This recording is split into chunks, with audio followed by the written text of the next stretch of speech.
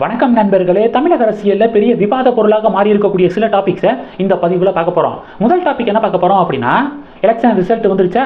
இப்போ திமுகவுடைய மகளிர் அணியுடைய தலைவர் கனிமொழி இருக்காங்க பார்த்தீங்களா, அவங்க என்ன சொல்லியிருக்காங்கன்னா, தமிழகத்தில் பாஜகவுக்கு இடமே இல்லை அப்படிங்கிறது மறுபடியும் ப்ரூவ் ஆயிடுச்சு. ஒரு தொகுதியில் கூட பாஜக வந்து ஜெயிக்கலை.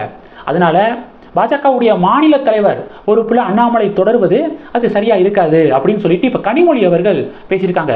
இதுக்கு பாஜக என்ன ரியாக்ஷன் கொடுக்குறாங்கன்னா, எங்களுடைய கட்சியில் யார் தலைவராக இருக்கணும், யார் தலைவராக இருக்கக்கூடாது அப்படிங்கிறத நாங்கள் முடிவு பண்ணிக்கிறோம். நீங்கள் எங்கள் கட்சி விவகாரத்தில் நீங்கள் வந்து தலையிட வேண்டாம் அப்படின்னு பாஜக ஒரு ரியாக்ஷன் வந்து கொடுக்குறாங்க. அண்ணாமலை என்ன பதிலடி கொடுத்துருக்காரு அப்படின்னா, என்னுடைய அப்பா பேர் குப்புசாமி, அவர் ஒரு சாதாரண விவசாயி. அவர் எனக்கு என்ன சொல்லி கொடுத்துருக்காரு அப்படின்னா, பொறுமையாக போ, நியாயமான ரூட்டில் போ, என்னைக்காவது ஒரு நாள் நீ கண்டிப்பாக ஜெயிப்ப அப்படின்னு என் அப்பா எனக்கு சொல்லி கொடுத்துருக்காரு. நான் வந்து கருணாநிதியுடைய மகனாக இருந்திருந்தேன் அப்படின்னா எனக்கு நேரம் வெற்றி கிடைச்சிருக்கும். ஆனால் நான் குப்புசாமியுடைய மகன், அதனால் வெற்றி பொறுமையாக தான் கிடைக்கும், நிச்சயமாக கிடைக்கும் அப்படின்னு சொல்லிட்டு அண்ணாமலை பதிலடி வந்து கொடுத்துருக்காரு.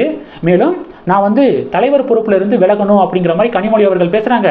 நீங்கள் திமுகவிலிருந்து விலகி பிஜேபிக்கு வரதை நீங்கள் யோசிச்சிங்கன்னா நான் வந்து இதை வந்து பரிசீலனை பண்ணுறேன் அப்படின்னு சொல்லிட்டு அண்ணாமலை ரியாக்ஷன் கொடுத்துருக்காரு. அண்ணாமலையுடைய இந்த பேட்டி சமூக வலைதளத்தில் வைரலாக ஷேர் ஆகுது. 2 வருஷமாக திராவிட கட்சிகள் அண்ணாமலை தலைவர் பொறுப்பில் இருக்கக்கூடாது, தலைவர் பொறுப்புலேருந்து அவரை நீக்குங்க அப்படின்னு சொல்லிட்டு இவங்க ரொம்ப ஆர்வமாக இருக்காங்க. நார்மலாக நீங்கள் கிரிக்கெட் விளையாடும்போது, நான்லாம் கிரிக்கெட் விளையாடும்போது ஒருத்தன் நல்லா வந்து பேட்டிங் பிடிக்கிறான் அப்படின்னா அவனுக்கு பவுலிங் போட நான் வந்து பயப்படுவேன். இதே ஒருத்தன் வந்து டம்மியாக பாலெல்லாம் வேஸ்ட் பண்ணுறான் அப்படின்னா அவனை வச்சு ஓட்டை வந்து பார்ப்போம். அவனை அவுட் ஆக்கிடக்கூடாது அப்படின்னு சொல்லிட்டு டீம் பிளேயர்ஸ்கிட்ட சொல்லுவேன், அவனை அவுட் ஆக்கிறாதடா, அவனை அவுட் ஆக்கிட்டினா அடுத்து அவன் நல்லா அடிக்கிறவன் வந்துடுவான், அடி முடிச்சிருவான், அதனால ஓவரை கடத்துவோம், இவனை வச்சே ஓவரை கடத்துவோம் அப்படின்னு நம்ம கிரிக்கெட்டில் பேசுவோம் பார்த்தீங்களா. அது மாதிரி தான் திராவிட கட்சிகள் என்ன நினைக்கிறாங்க அப்படின்னா, அண்ணாமலை வந்து ரொம்ப ஸ்ட்ராங்காக வந்து விளையாடுறாரு, அண்ணாமலை வந்து போயிட்டாருன்னா வேறு யாராவது வருவாங்க, அவங்க பார்த்தீங்கன்னா ரொம்ப பர்ஃபார்ம் வந்து பண்ண மாட்டாங்க, இவங்களை வச்சே நம்ம வந்து ஓட்டிடலாம் அப்படின்னு திராவிட கட்சிகள் நினைக்கிறாங்க. ஆனால் பாஜக மேலிடம் அண்ணாமலை தான் 2026 வரைக்கும் தலைவர் அப்படிங்கிறதுல உறுதியாக இருக்காங்க. இது முதல் டாபிக். ரெண்டாவது டாபிக் என்ன பார்க்க போகிறோம் அப்படின்னா, ராசா இருக்கார் பார்த்தீங்களா, அவர் வந்து என்ன ஒரு பதிவு போட்டிருக்காருன்னா, கடவுள் குழந்தையின் கையில் பிச்சை பாத்திரம், அட்சய பாத்திரத்தோடு ஆந்திராவும் பீகாரும் தேர்தல் முடிவு வந்திருக்குல்ல. இப்போ பிஜேபி வந்து ஆட்சி அமைக்கணும் அப்படின்னா நிதிஷ்குமார் மற்றும் சந்திரபாபு நாயுடு இவங்களுடைய சப்போர்ட் ரொம்ப முக்கியமாக தேவைப்படுதா, இதை தான் மறைமுகமாக கிண்டல் பண்ணியிருக்காரு.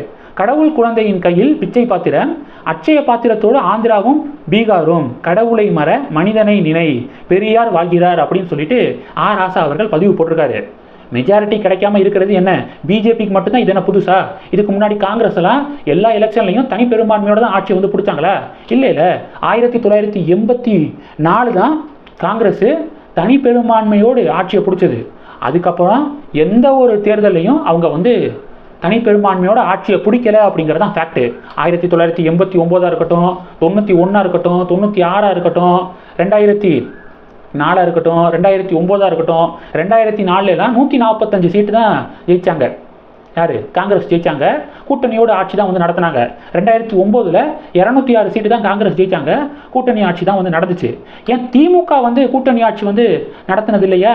திமுகவுக்கு எல்லா தேர்தலும் மெஜாரிட்டி, தனி மெஜாரிட்டி இருந்துச்சா? 2006 தேர்தல் நினைக்கிறேன், 2006 தேர்தலில் 96 தொகுதிகள் மட்டும்தான் திமுக ஜெயிச்சிருந்தாங்க தமிழ்நாட்டுக்கு. தமிழ்நாட்டில் ஆட்சி அமைப்பதற்கு 118 சீட்டு வேணும்.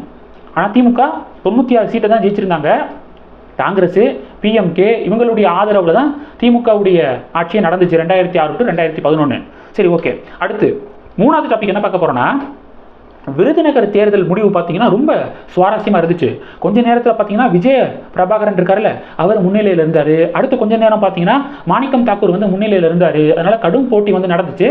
கடைசியாக பார்த்தீங்கன்னா மாணிக்கம் தாக்கூர் வந்து ஜெயிச்சிட்டாரு. கொஞ்சம் வாக்குகள் வித்தியாசத்தை தான் ஜெயிச்சிருக்காரு. இப்போ விஷயம் என்னென்னா, பிரேமலதா விஜயகாந்த் அவர்கள் என்ன சொல்லியிருக்காங்கன்னா, விஜய பிரபாகரன் தோற்கலை, சூழ்ச்சியால் தோற்கடிக்கப்பட்டார் அப்படின்னு சொல்லிட்டு பிரேமலதா விஜயகாந்த் அவர்கள் சொல்லியிருக்காங்க. தனக்கு நெருக்கடி இருப்பதாக விருதுநகர் மாவட்ட ஆட்சித்தலைவர் என்கிட்ட வந்து சொன்னார் அப்படின்னு சொல்லிட்டு பிரேமலதா விஜயகாந்த் அவர்கள் குறிப்பிட்டிருக்காங்க. மறு வாக்கு எண்ணிக்கை வந்து தேவை விருதுநகர் அந்த பாராளுமன்ற தொகுதியை பொறுத்த வரைக்கும் அப்படின்னு சொல்லிட்டு இப்போ ஒரு டிமாண்டை முன் வச்சிருக்காங்க. இது மூணாவது டாபிக். கடைசி டாபிக் என்ன பார்க்க போறோம்னா, இந்த புகைப்படம் ரொம்ப ஒரு ஹர்ட்டிங்காக இருந்துச்சு.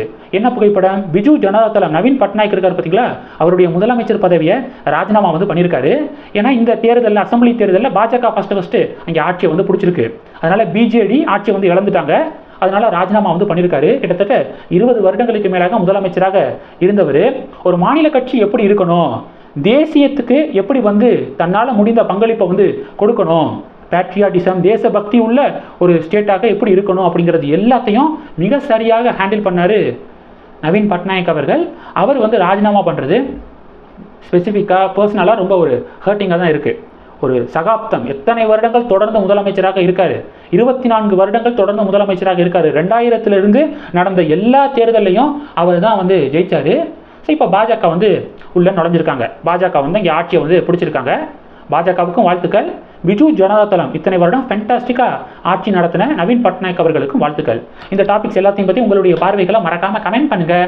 இந்த வீடியோ பிடிச்சிருந்துச்சுன்னா லைக் பண்ணுங்கள், ஷேர் பண்ணுங்கள். மறக்காமல் நம்ம சேனலை சப்ஸ்கிரைப் பண்ணுங்கள். மேலும் நம்ம சேனலுக்கு சப்போர்ட் பண்ணணும் அப்படின்னு ஆசைப்பட்டீங்கன்னா நான் பேசக்கூடிய வீடியோக்கு கீழே நன்றி அப்படிங்கிற ஆப்ஷன் இருக்குது. அதை கிளிக் பண்ணி உங்களால் முடிந்த தொகையை சேனல் வளர்ச்சிக்காக கொடுத்து உதவி செய்யலாம். இல்லை ஜாயின் பட்டனை கிளிக் பண்ணி நம்ம சேனலுக்கு மெம்பராக வந்து ஆகலாம். நன்றி. ஜெய் ஹிந்த்.